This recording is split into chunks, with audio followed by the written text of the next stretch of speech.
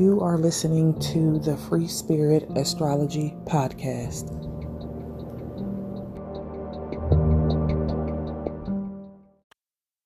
Hello, everyone, and welcome back to the FreeSpirit Astrology Podcast.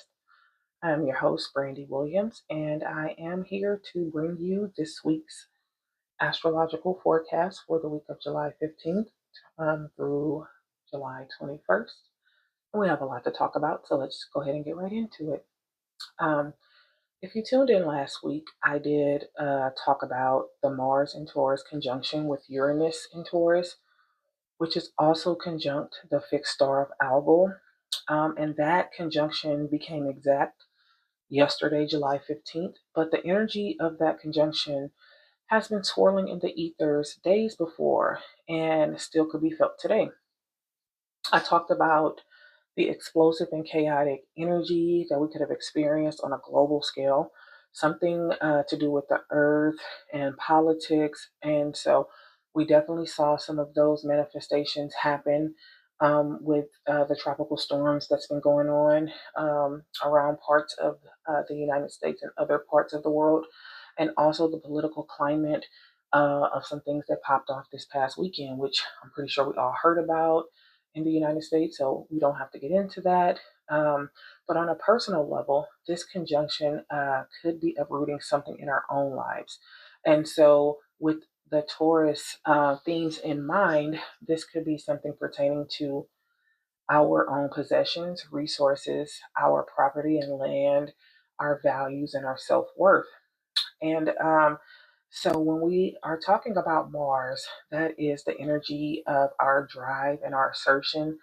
Mars energy is aggressive. It's known for its properties of cutting and war. Mars is combative. And so mixed with Uranus, Uranus is a wild card. Uranus is chaotic, it's surprising, and it's sudden. It signifies themes of liberation or breaking out of something. Some type of box that we felt, or some type of cage that we felt was placed on us by others. Uranus wants to break out of that and be free. Uranus also has themes around technology, and so because this energy is in Taurus, this is a good time to really ground the body, to be in nature, go for nature walks, just really move the energy around. Because this can be explosive. Definitely felt over the weekend, very intense yesterday, could still be intense today. By the 17th, that conjunction will start to separate, so we'll see a little tapering off of that energy. But this is the energy of the straw that broke the camel's back, the last straw. Um, People who are usually calm and steady and temperamented, we could see an explosive quality about these people, because there is just something that they are, or you could be tired of dealing with. And so we could see people who don't usually blow up really set it off. This could be at home, at work. We could see things, with road rage, because there's something about this energy where it's like, I'm tired of being confined, and people are really, um, they're a little pissed, and so we could see triggers with this energy. It's probably a good idea to table conversations that are highly charged, such as who we're voting for, politics, religion, um, even some tough conversations at home. You might want to table those until tomorrow, or the day after, just until this energy kind of clears out. And be mindful of the places that trigger you, or the people that trigger you. You might just want to like not answer the phone for at least 24 hours from listening to this podcast, if you are listening to the podcast on the day that it is being released. And so if you have planets or points between 23 to 29 degrees of the fixed signs, that is Taurus, Leo, Scorpio, or Aquarius, you could be feeling this energy intensely. And so later on this week, on July 20th, Mars enters Gemini and will square or have a tense conversation with that Saturn in retrograde that's in Pisces. It will also have a positive conversation with Pluto in Aquarius. And so we could be seeing deeper revelations and clearer insights about our healing journey, deeper realizations about something, clearer downloads.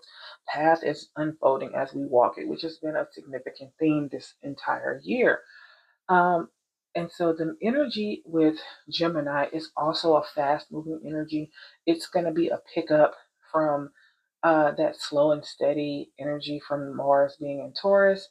We could have new opportunities. There could be new options, new ideas coming in. And so this is going to be a time where you might be willing to try new things, things that you were previously apprehensive about. You may just go for it and realize, wow, I'm really good at that. So we definitely will see an uptake in that energy. This Mars in Gemini also has a signature of frustration. Um, these could be harsh conflicts, fighting words. Mars in Gemini is words that cut. We could also see some type of confrontation or conflict with social media. So we definitely want to be mindful. Um, this energy moves fast, so we could see more mistakes. And this is the energy of doing something twice. So we, maybe want to take a beat and think about some things, and also just to temper off some frustration, just remain adaptable and patient. And so, also on July 15th, yesterday, the Sun in Cancer made a square to Chiron in Aries at 23 degrees. And so, this conversation is a continuation from the conjunction between the Sun and Chiron at 19 degrees of Aries during, during the Aries solar eclipse on April 8th, 2024. And so that eclipse provided a collective shift in our personal identities.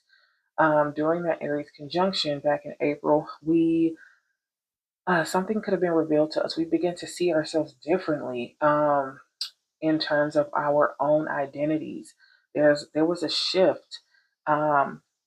We got a chance, or perhaps we had clear opportunities to see our soul wounds and the things that hurt us or injured us in childhood. So, with this conversation coming back around and opening up into a square between the Sun in Cancer and Chiron in Aries, this is a conversation with your inner child. We could be seeing some triggers, some themes of past childhood injuries. We could be grappling with some topics in the Cancer areas of life. So that would be ancestry and home and, parents and our children. Um, and so there could be a lot of sensitivities right now. And so at this time, this is a good time to just really see, what's been going on with our emotional material, and to have compassion and let the tears come, let the frustrations come. There's no need to do anything about it, but it's just a good time to be with ourselves, because Chiron is that wounded healer. So the wounds we receive at a soul level don't actually ever heal, but there's always a lesson that we get to extract from the things that we've been through. And those lessons can empower us to find a curing property from within. And Chiron can also be a poison that's re-inflicting us, keeping us in a state of mind that keeps us in victimhood or hopelessness. And so, we get to choose, but at this time, you just definitely want to have compassion for yourself, have compassion for your inner child.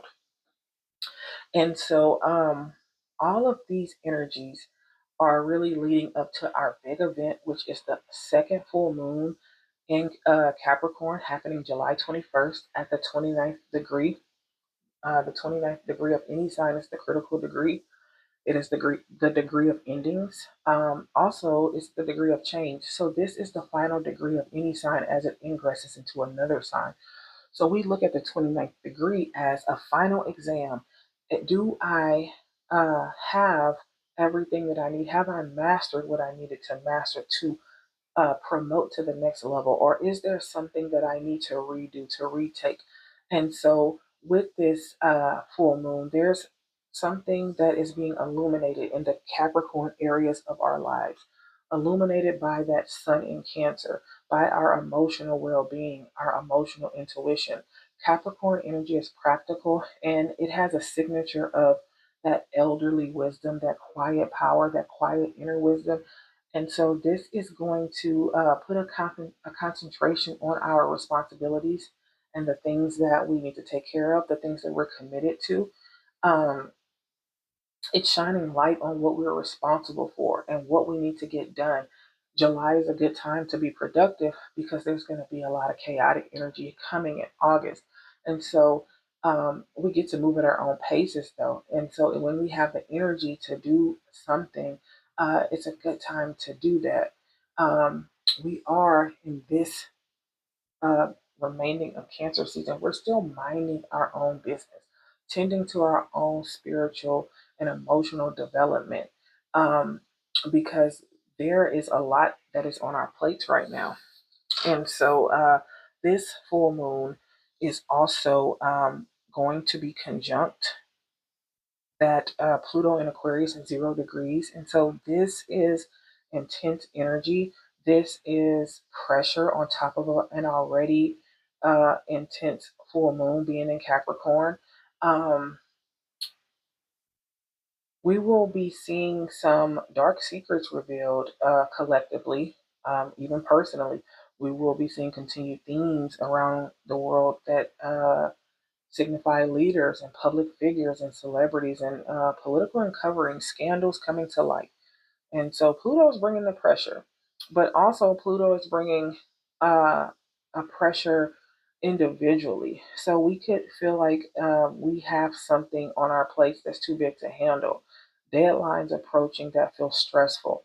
And because Aquarius is future oriented, we could see an intensified focus on our futures with a reluctancy to go back into our past emotional inventory to kind of, assess what has been keeping us out of alignment and what needs to change. And so we are in the midst of a cathartic release. Something could feel really uncomfortable. Um, there, we could be met with some hard goodbyes as we realize that something can't go with us. Something has, or someone has moved out of alignment with our journey.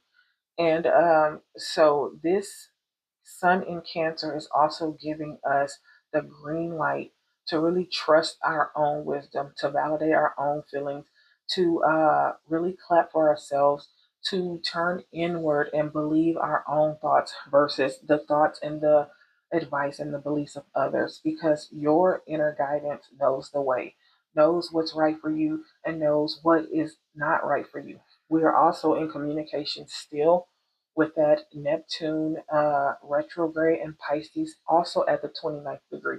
Another final exam, another emotional surrender, if you will.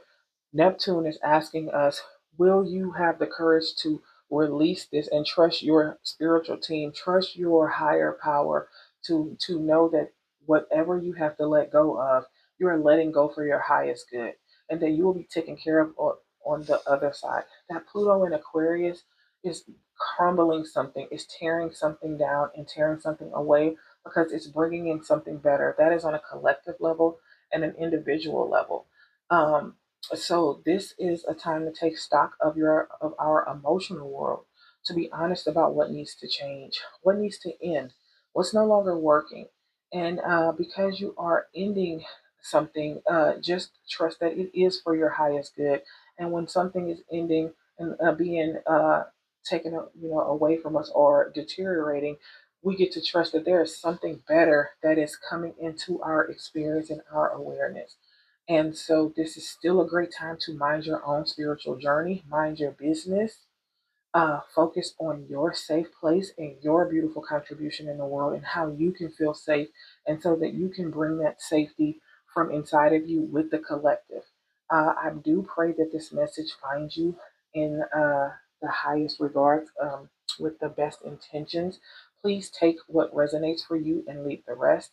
I do want to offer a few things to you. If you are interested in a financial community with other gifted, highly ambitious spenders, highly ambitious women who spend well, and who would like to spend well, um, I will leave my Instagram handle in the show notes, and you can send me a direct message. I do give weekly astrological financial updates in that group.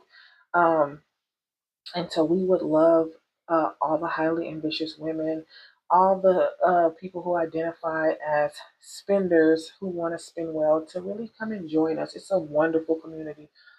We bond very deeply in that community.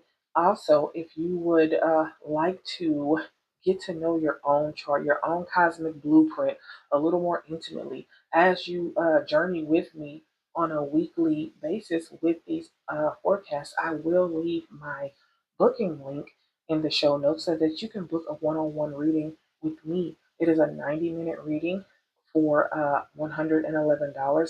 I do offer astrological coaching as well after that initial birth chart reading.